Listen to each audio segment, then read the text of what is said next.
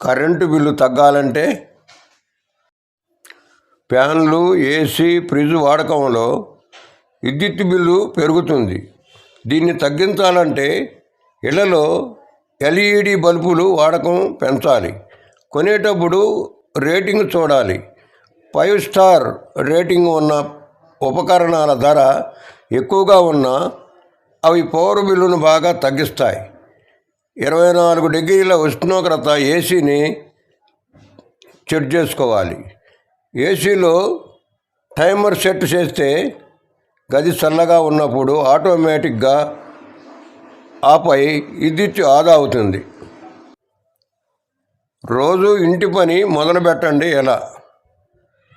నిద్రలేచిన తర్వాత పక్క బట్టలు మడత పెట్టడం తొలి పని. ఎప్పటి ప్లేట్లు, గిన్నెలు అప్పుడే తోముకోండి.